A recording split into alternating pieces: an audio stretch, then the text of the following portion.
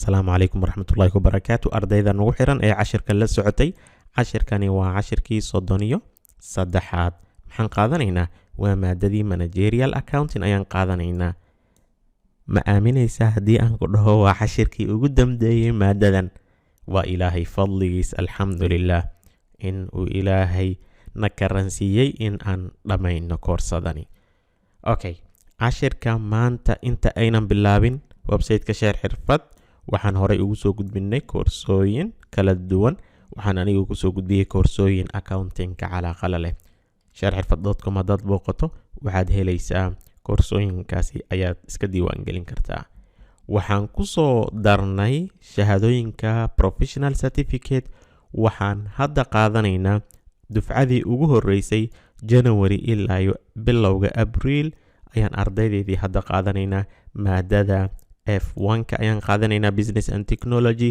ardayda diiwaan gelinta hadda ayay socotaa ilaa dhamaadka bisha oo ka dhiman taqriiban dhowr bari waxa weeyaan ardayda waxay xaq u helayaan qiimo dhimis 50% ayay qiimo dhimis xaq u helayaan sifo aad qiimo dhimista uga faa'iideysato waxaad la soo xiriirtaa numberka share xirfad website-ka booqo qaybta ugu hooseyso waxa ku soo bixi doono ama numberka inta aan kugu qoro waa 6 eber 92 3 eber 7 whatsappkaas ayaad kala soo xiriiri kartaa share xirfad waxaa diiwaan gelinta ay xirmaysaa 5 bisha wixii ka dambeeyo arday ma qaadanayno 5 bisha inta is diiwaan gelisay kaliya ayaan insha Allah taala dufcada koobaad ka dhigi doonaa wixii faahfaahin dheeraad ah waxaad la soo xiriiri kartaa numberkan ayaad la soo xiriiri kartaa ama website-ka gal kadibna qaybta ugu hooseyso ayaad ka heli kartaa haddii aadan ku xirnayn haddaad nagu xiran tahayna mafruud waad haysaa halkaad nagala soo xiriiri lahayd cashirkii la soo dhaafay su'aal baan idin dhaafay oo aan rabay inaad ka soo jawaabtaan marka waxaan isleeyahay waad ka shaqayseen laakiin waxa weeyaan gacanta idin dhibayso inaad commentiga jawaabtiina soo dhigtaan haddaba haddii aad ka shaqaysay jawaabta aad heshay B jawaabtaadu waa sax haddii jawaabtaadu aynan B ahayn jadwalka aad samaysay iyo jadwalkan isbarbar dhig kadibna meesha aad khaladay fiiri insha Allah taala aan bilowna cashirka maanta waxa aan qiimeynayno waa projectiga ay rabto shirkadda inay maalgashato waxaan niri afar tool ayaa wax lagu qiimeeyaa midkii ugu horeeyay ayaan soo dhamaynay oo ahaa MBV waan soo dhamaynay maanta waxaan qaadanaynaa midka labaad oo lagu magacaabo IRR internal rate of return ayaan qaadanaynaa marka aan isticmaalayno sidee baan u isticmaali doonaa okay number 1 waxaad ila ogaataa marka aan ka hadlayno internal rate of return nisbada ku soo baxdo waa nisbada ka dhigayso net present value ga projectigaasi eber bimacnaa nisbada ku soo baxdo internal return ka waxay ka dhigan tahay MBV ga projectigani inuu eber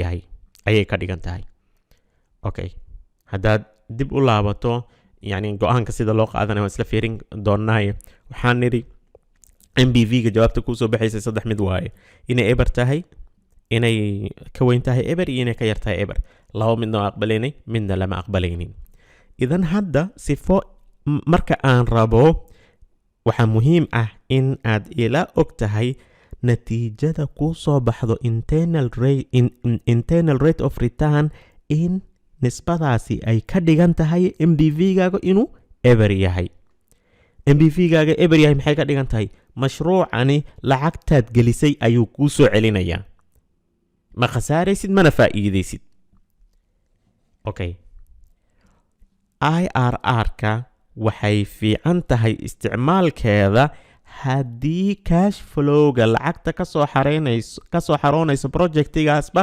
uu identical yahay every year yani sanad walbaba haddii la ogaan karo uu yani haddii uu isku mid yahay yani sanad walbaba 20,000 noo soo xaroonayso identical way lacagta cash flow-ga laakiin sanad haddii 20,000 soo xaroonaysa sanadka ku xigana 30,000 sanadka ku xigana 15,000 markaasi haddii not identical hadduu yahay annual cashka hadduunan isku mid ahayn waxaad u baahan tahay trial and error process inaad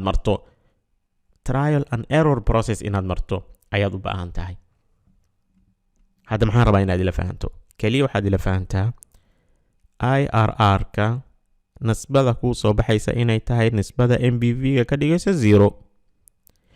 IRR-ka mucaadalada aan ku siin doona hadda waxay shaqaysaa kaliya cash flow-ga haddii uu isku mid yahay sanad ka mid sanadada hadduu isbedelayo markaas waxaad u baahan tahay inaad trial and error process aad marto ilaa aad ka helayso jawaabta aad raadinayso. okay marka aad go'aanka qaadanayso maxaan samaynaynaa IRR-ka noo soo baxay ayaan waxaan la barbar dhigaynaa waxaan fiirinaynaa ma la eg yahay mise ma ka weyn yahay minimum required rate of return nisbada ugu hooseysa ee ay shirkadu dalbanayso. yani shirkadda 2 option haysataa in ay maalgashigan samayso iyo inay lacagtan qaado oo bangiga ay dhigto.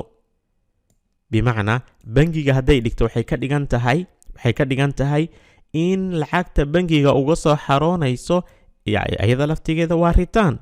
so waxay isla barbar dhigaysaa yani maalgelintani waxa iiga soo xaroonaya nisbada iiga soo xaroonayso iyo nisbada aan heli karo bangiga uu isiin kara haddii lacagtaasi aan bangiga ka daynsado. bangiga haddii laga daynsan lahaa nisbada uu faa'iido ahaan u qaadanayo ayaan isbarbar dhigaynaa. minimum required-ka waa mafruud lacagta bangiga aan ka helayno. lacagta depositka bangiga ahaanta aan uga helayno ayaan rabnaa inaan ku bees garayno. oo halkii mashruuca aan gelin lahaa haddii nisbada mashruuca iga soo laabanaysa 10% tahay bangigana uu isiinaya 15% mafruud inaan bangiga aan deposit ahaan inaan dhigto markaan financial ground aan ka wada duulayno. bimacnaa waxaan ka wadnaa marka IRR-ka la leeyahay waxaa benchmarku ah hurdle rate-kaaga waxa weeyaan cost of capital-ka weeye. cost of capital-ka hadduu 10 yahay RRA-gana uu ku siinayo 10 ama ku siinayo 12 macnaha waxay ka dhigantahay greater than the minimum required oo ah cost of capital markaasi waad aqbalaysaa. laakiin haddii uu ka yar yahay tusaale ahaan oo kale uu yahay 8 waxa weeyaan markaas oo kale mashruucaasi waa reject garaynaysaa bangigaad ku laabanaysaa lacagtaadii bangiga ayaad ku invest garaynaysaa. hadduu projectiga ma keeni kari la'yahay nisba ka sarrayso nisbada lacag lagu soo daynsado. I hope inaad ila fahantay. okay mithaalkan aan isla qaadano shirkaddan ayaa waxay rabtaa inay soo gadato mashiin cusub ay rabtaa inay soo gadato mashiinkaasi waxa uu kacayaa $104,320 waxa ayna u soo xareynayso 20,000 baaryaar sanad walbaba. idan su'aashan soo socota isweydii number 1 lacagta baaryaarka identical ma tahay mid isku mid ah ma tahay haa waa isku mid intiisana ma haysaa haa maxaa initial investment oo meesha iga galay waan hayaa. haddii aad saddexdan macluumo hayso IRR waad soo saari kartaa. sidee baan u soo saarnaa macallin waxaan leenahay marka ugu horeyso step 1 laba step aan ku soo saaraynaa. step 1 waxaan soo saaraynaa present value factor-ka ayaan soo saaraynaa oo waxaan leenahay investment required oo $140,000 ayaan waxaan u qaybinaynaa 300 iyo something ayay ahaade ayaan waxaan u qaybinaynaa annual net cash ka noo soo xaroonayo. idan waxay ka dhigan tahay markaad u qaybisa 320 markaad u qaybisa lacagta kuu soo xareynaysa 20,000 waxaa kuu soo baxayso inay tahay 5.21. step 2 waxaad aadaysaa present value table-kii ayaad aadaysaa. present value table-kii weli qaybtii annuity-ga ayaad aadaysaa. kadib maxaad samaynaysaa waxaad aadaysaa qaybta period-ka meeqa sano wayaan niri waa 10 sano.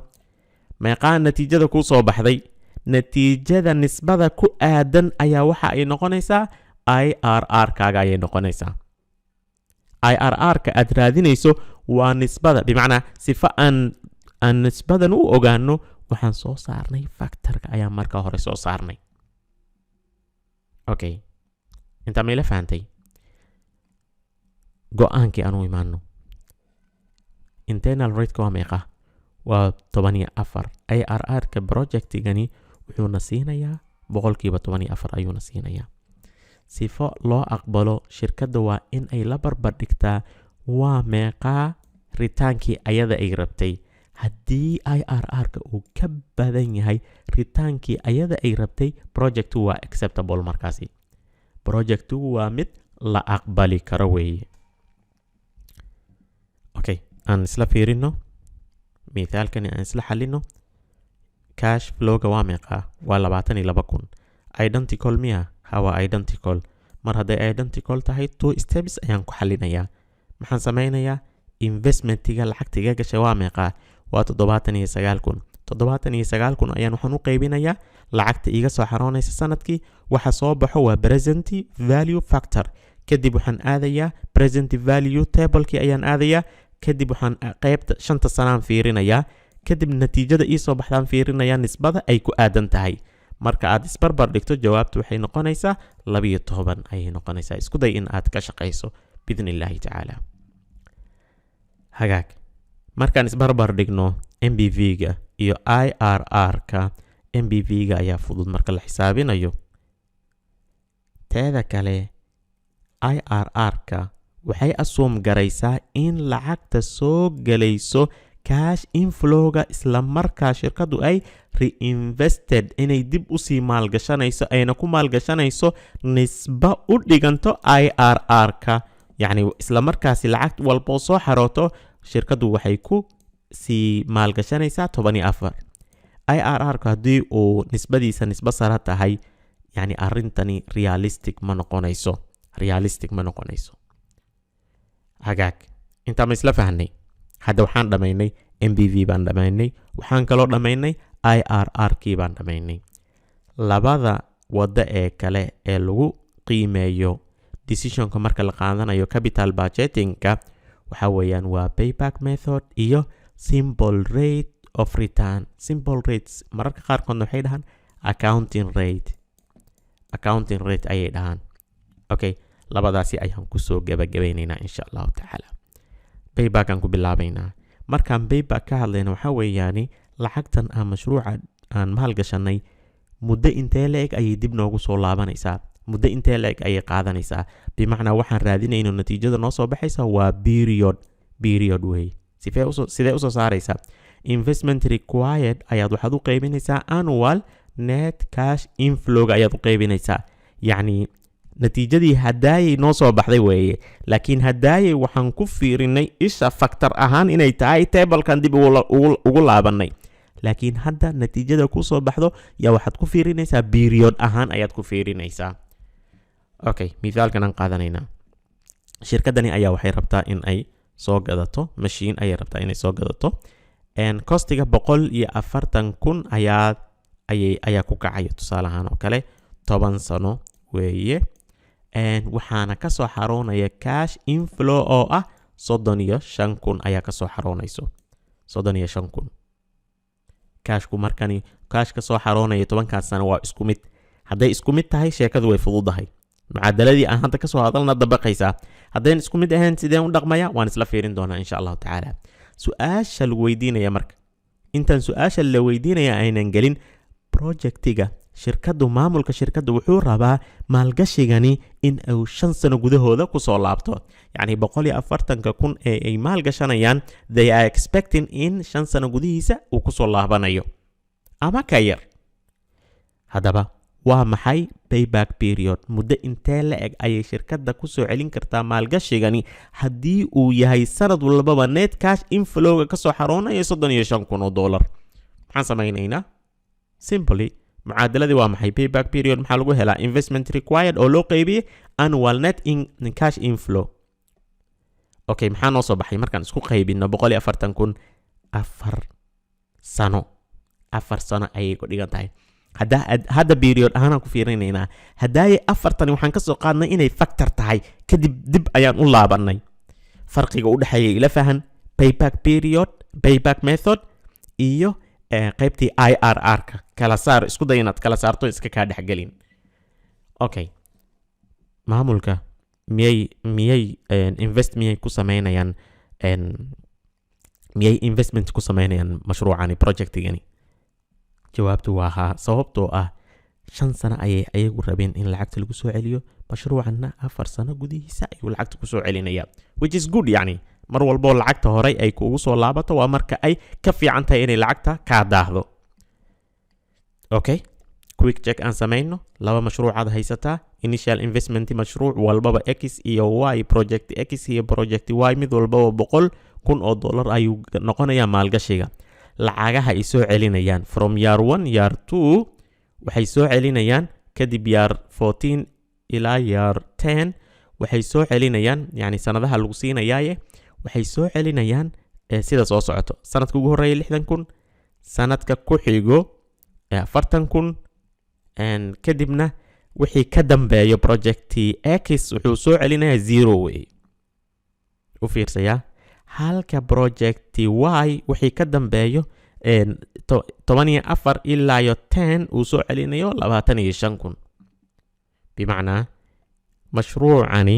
mashruucani waxa uu ku istaagayaa sanadka labaad mashruucana uu sii soconayaa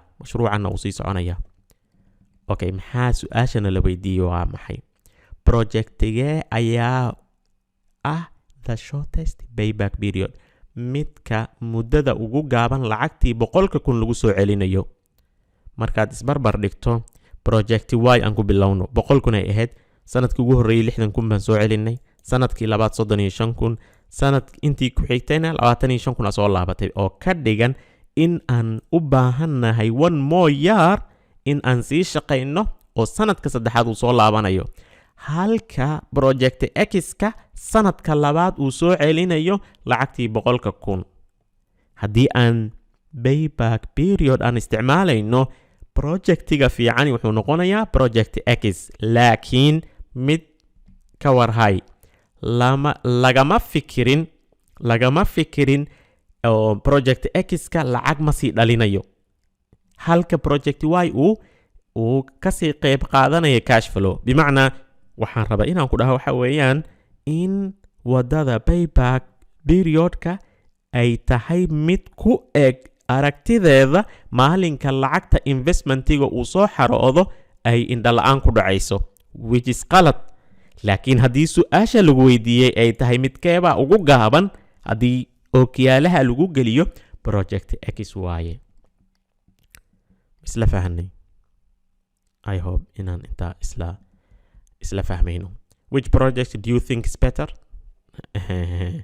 su'aashan haddaan ka jawaabno which project do you think is better midkeeba kula fiican adiga project y ayaa fiican sababtoo ah lacag buu sii dhalinayaa halka projecti x-ka uunan lacag sii dhalinaynin fiicnaan marka laga hadlayo oonan laga hadlaynin lacag soo laabashada I hope inaad ila fahmayso okay maxaa disadvantage shortcoming of the payback period time value-ga way ignore garaysaa waa number 1 number 2 tan hadda kaala hadlaya weeye cash flows after the payback period way ignore garaysaa waan kaantaan ku dhahayay marka uu lacagtii investmentiga ay soo laabato indhala'aan baa ku dhacdo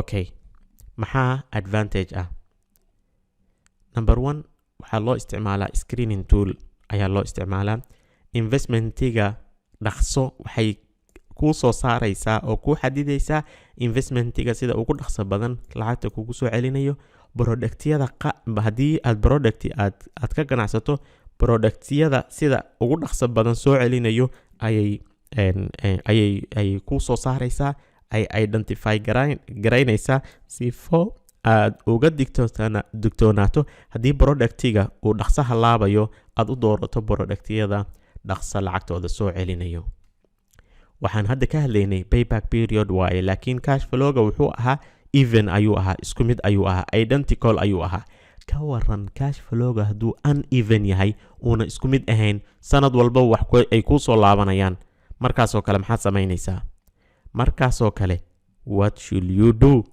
waxa weeyaan sifa aad u xisaabiso mucaadalo ma jirto markani waa inaad taraag garayso isku dardartaa ilaayo ay lacagtii kaaga soo laabanayso tusaale ahaan oo kale shirkadan ayaa waxa ay maal gashatay $4,000 cash flowgan wuxuu soo xaroonayaa 5 sano ayuu soo xaroonayaa shirkadana waxay rabtaa lacagta inay usoo wada xarooto sanadka afaraad ayaa target u ah sifa go'aanka markaad ugu dhisayso aad ku base garayso go'aanka shirkadda now maxaan leenahay sanadkii ugu horreeyay meeqa noo soo xarootay 1,000 okay 3,000 noo dhiman sanadkii labaad maxaa soo xarooday wax soo xarooday ma laha investmentigii meeqa noo dhiman 3,000 baa wali noo dhiman sanadka saddexaad meeqa soo xarooday 2,000 objac 1,000 dhiman idan waxay ka dhigan tahay sanadka afaraad ayuu noo soo xaroonayaa waan taraagaraynay taraagarayn ayaad ku keeni kartaa kaliya qaybtii ugu dambeysay aan qaadan hadda simple rate of return ama maxaan dhihi karnaa accounting return on investment markaan isticmaalayno accounting rate mid ila ogow ma focus garayso cash flowga waxay focus garaysaa accounting net operatingka faa'iidada ka dhalatay accountingka ayay focus garaysaa oo laba dhihi maayo maxaa lacag noo soo xaroonaysa waxaan leenahay maxaan faa'iideynaa accounting ahaan weeye markaad rabto inaad xisaabiso maxaad samaynaysaa waxaad soo qaadaysaa annual incremental net operating income dakhliga sanadkii kuu soo xaroonayo ee ziyaadada ah oo loo qaybiyay initial investment haddii laakiin initial investmentigani sanadka ugu dambeeyo kadib aad sii gadi karto oo ay jirto qiimo salvage ah waa in aan ka jarnaa initial investment oo laga jaray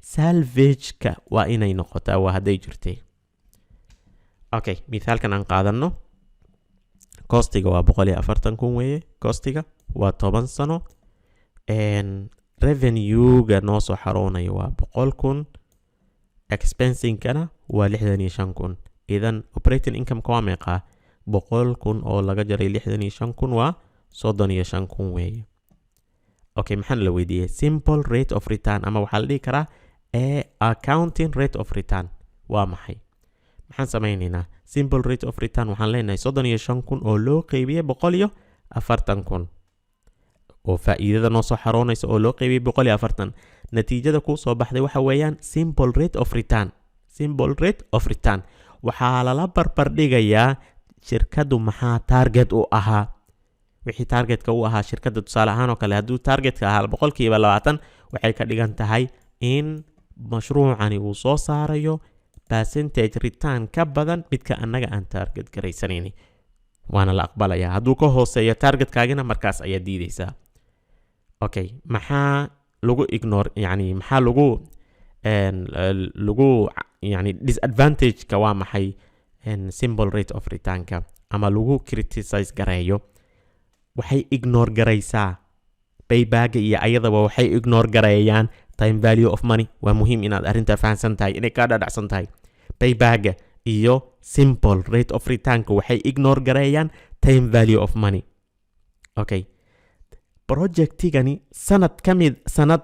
sanada laga yaabaa inuu yani uu dhaliyo ama uu kasoo muuqdo nisbo ka sarreysa nisbadii la rabay laakiin sanadka ku xiga waxaa laga yaabaa inuu noqdo mid nisbadiisu ritaanka kasoo laabanayo uu ka hooseeyo yani uu isbedbedelayaa ma aha wax yani lianno faa'iidadu ma aha faa'iido siman waxay ku xiran tahay sanadka iyo wixii aad xaqiijiso teeda kale waxaa soo gelaya simple rate-ka kharashaad aanan real ahayn hadda waa laga jaraya oo depreciation-kii oo kale idan ma aha wax lagu wada kalsoonaan karo lianno sanad walbaba natiijo mucayana laga yaabaa in ay ku soo baxdo alxamdulilah cashirkii waan dhammaynay fadli ilaahay bay ahayd ardaydana la socotay aad baan idinkugu mahadcelinayaa idinka sabab u ah inaan cashiradan sii wado dadka idinka dambeeyana ay helaan aad mahadsan tihiin waxaan jeclaa inaan cashirkan si toosa u qaadano live u qaadano laakiin maynan dhicinoo idinka ayaa soo jawaabi waayey marka waxaa laga yaabaa mashquulka inuu badnaa insha allahu tacaala inta aan koorso cusub ku kulmayno aadaad umahadsantihiin. salaamu calaykum waraxmatullaahi wabarakaatu.